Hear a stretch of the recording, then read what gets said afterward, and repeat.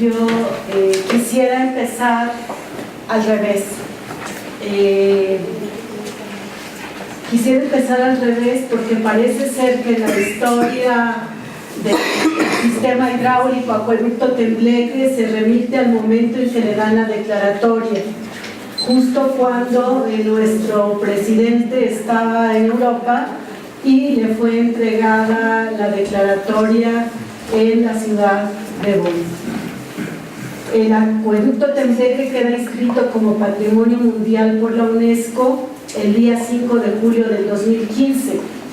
Para muchos, particularmente para algunas de nuestras autoridades, la historia del acueducto y su recuperación inicia ese día.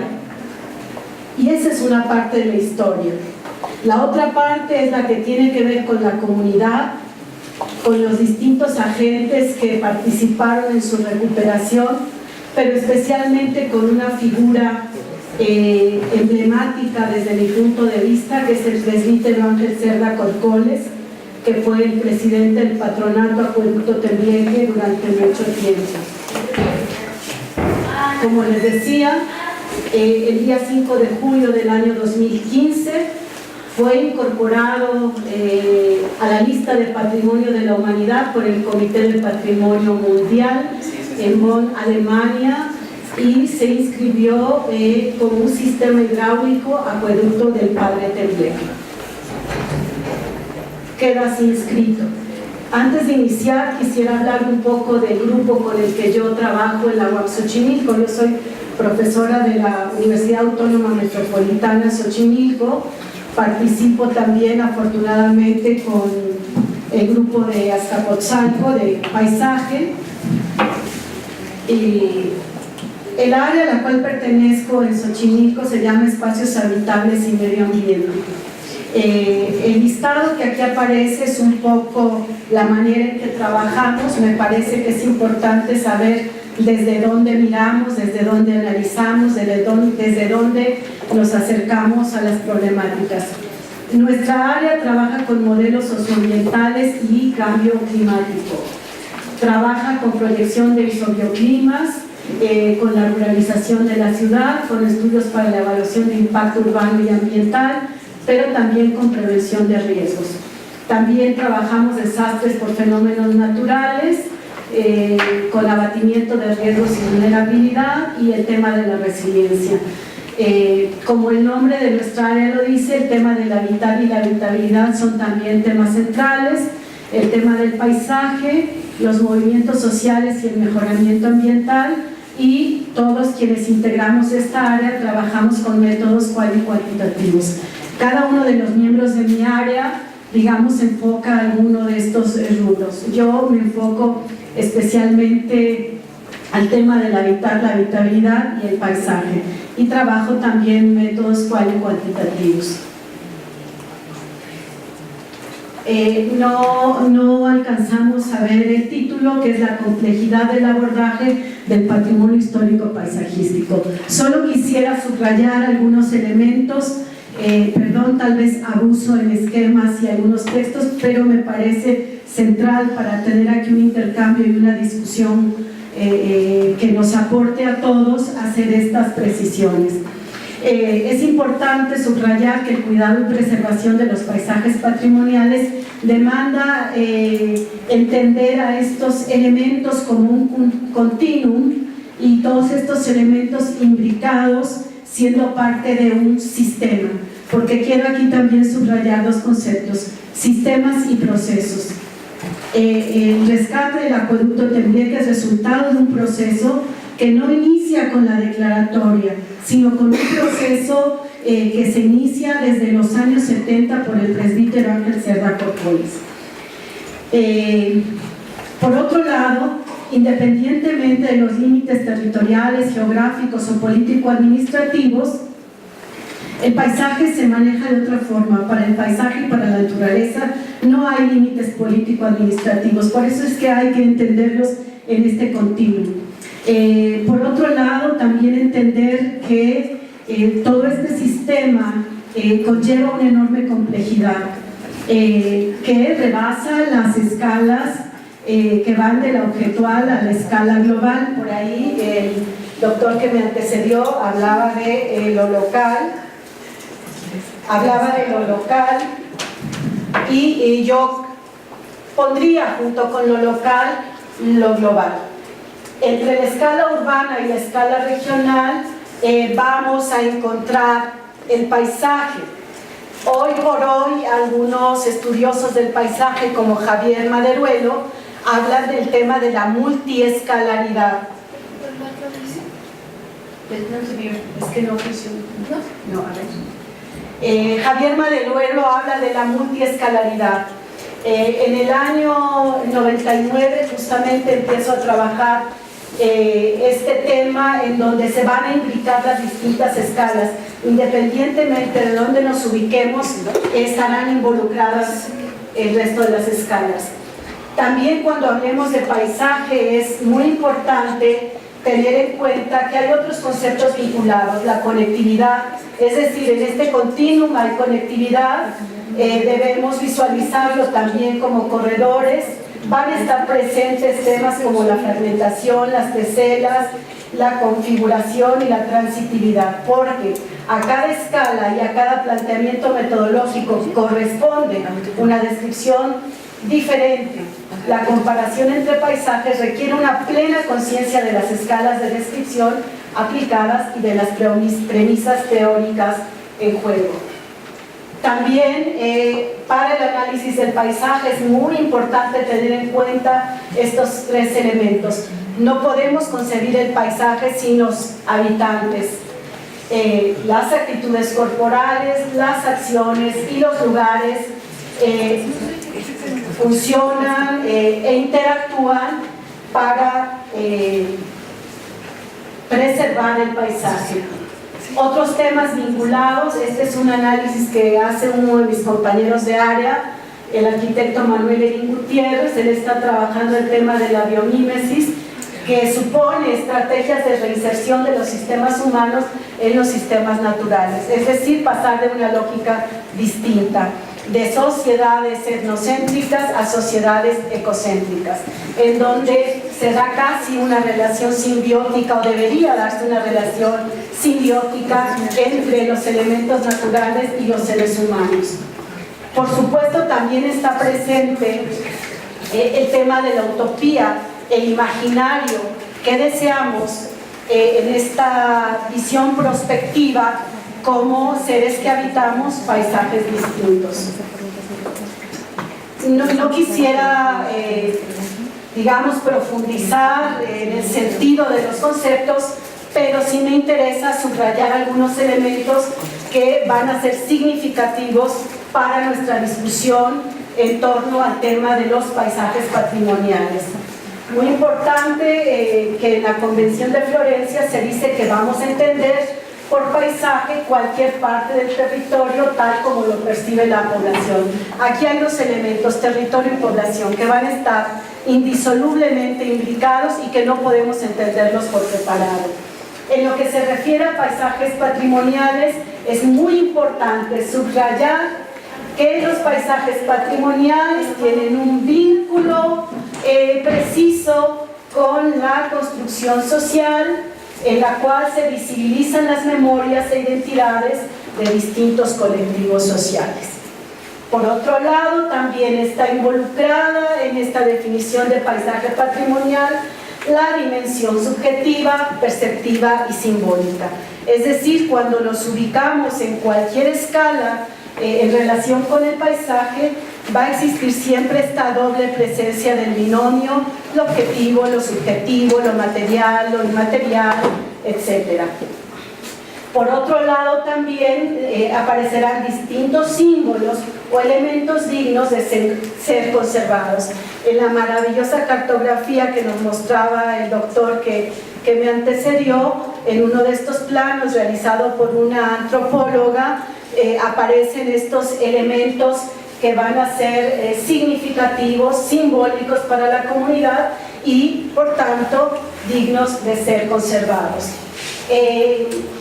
En la preservación de los paisajes patrimoniales son muy importantes otros dos conceptos, que son se producen alianzas, pero también hay diferencias y hay tensión entre los intereses de las inmobiliarias y quienes queremos preservar el paisaje, entre los habitantes que quieren vivir una vida cómoda y las autoridades a todos los niveles, local, estatal, federal, que no aterrizan y que dejan desprotegidas a las comunidades.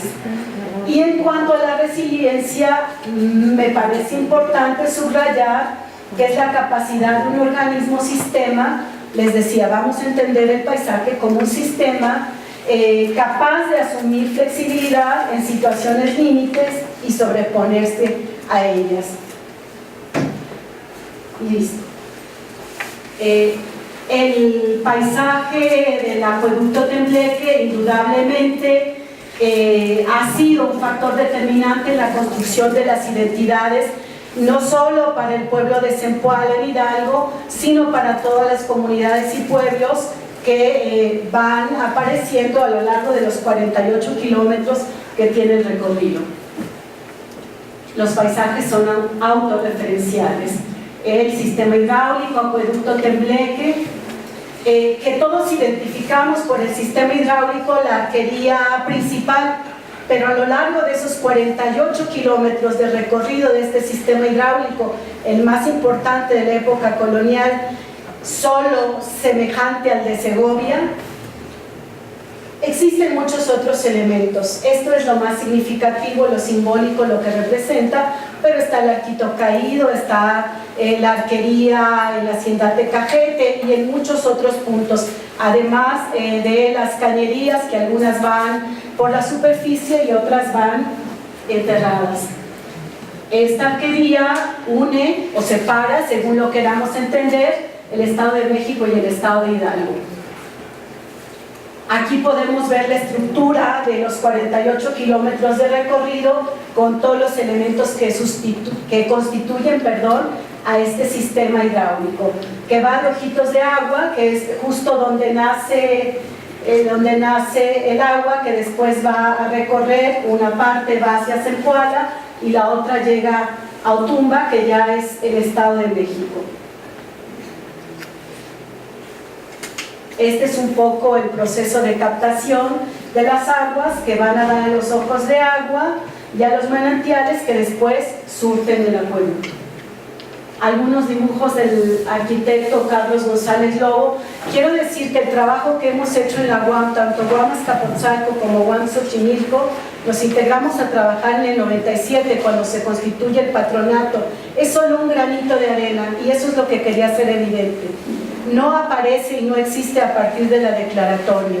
Son cientos de años y son 40 años o más de un trabajo consistente del presbítero Ángel Cerda Corcoles como presidente del patronato. Y por ahí ha participado la UNAM, el Politécnico, el TEC de Monterrey, Campus Pachuca, secundarias, escuelas de nivel medio, CETIS, CEBETIS. Ha sido un trabajo realmente de la comunidad y de las bases. Y él es Ángel Cerda Corcoles, quien ya falleció y que fue el artífice de la recuperación de este sistema hidráulico. Él recuperó el trabajo de Octaviano Valdés, quien decía que el acueducto es una cuerda de alegría en el hilo de agua. Y quisiera hablar de retrotopía. ¿Dónde nos equivocamos? La retrotopía es un poco volver al pasado para desde ahí, proyectarnos hacia el futuro. Es un concepto que construyó Bauman y él dice, hay que construir retrotopías, hay que volver en la historia, identificar el punto donde nos equivocamos y desde ahí mirar al futuro. Y quiero hablar un poco, este pequeñito que está ahí tenía 5 años, es mi hijo. Cumplió 25 años, tenemos 20 años trabajando en el acueducto, por eso quería hablar de procesos. Cuando uno establece un compromiso, es un compromiso de vida, como fue el compromiso que estableció el sacerdote y la doctora Guillermina, que ella es egresada del Politécnico, es médico homeópata, pero ha sido, una pieza fundamental en el trabajo del patronato.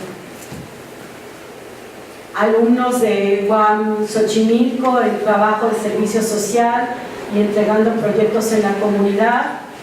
Por ahí siempre presentes ya con algunos años más mis hijos. Él se llama Juan y siempre estaba atento. Algunas imágenes de otros puntos importantes. El presbítero Ángel Cerda habilitaba cuadrillas para aprender a trabajar los sistemas constructivos tradicionales, por ejemplo el gruñido, que es un sistema muy específico que se trabaja con cal viva, se talla hasta que la superficie queda casi perfecta. Algunas actividades en la UAM Xochimilco. A 10 años, yo me integré en el 97 y desde el 97 se fueron integrando otros compañeros de Xochimilco de los distintos módulos. Aquí celebrábamos los 10 años de trabajo con el acueducto y con el patronato, y algunas iniciativas como fue una cadena humana para abrazar al acueducto, en donde participaron niños, adolescentes, personas de la tercera edad. Ángel Cerda tenía una cualidad que no todos tenemos, era capaz de convocar, y en las reuniones lo mismo había hacendados, autoridades de los distintos niveles, habitantes de las comunidades, niños, ancianos, todos participando. Y bueno, algunas preguntas, y me voy a esta última parte. Las aportaciones de esta experiencia en el marco de la Jornada de Paisajes Patrimoniales, Resiliencia, Resistencia y Metrópoli en América Latina y el Caribe, se dirigen a alimentar la reflexión en torno a lo siguiente. Número 1. El cuidado y preservación del paisaje patrimonial demanda que todos los elementos estén implicados y conformen un continuo, independientemente de los límites territoriales, geográficos o político-administrativos. Y en este sentido, los encargados de gestionar, reglamentar y decidir deben actuar conjuntamente, entendiendo la enorme complejidad que el tema demanda. Número 2. Es inaplazable profundizar en conceptos como resiliencia, resistencia, reconstrucción, conservación, preservación y reversión. Discutir las diversas dimensiones de la idea del paisaje patrimonial, tanto aquellas de naturaleza conceptual, metodológicas, proyectuales. Planteaba al final de su presentación el doctor de Tlaxcala que no es fácil diseñar, y efectivamente, de manera que sería un tema central de esta jornada. En tercer lugar, hoy podemos revertir el impacto negativo de las sociedades a través de la concientización de las comunidades para que hagan un uso racional y sensible de sus territorios. Como un claro ejemplo, el acueducto Tembleque permanece hasta el siglo XXI. Funcionó perfectamente hasta los años 80, que la Comisión Nacional de Aguas retiró el agua que pasaba porque ya no era suficiente. Se empezó a resecar, a resquebrajar, y ahí empezó la recuperación del patronato. No solo como una obra hidráulica de incalculable valor, sino como una muestra de la voluntad humana de trabajar en y con el paisaje.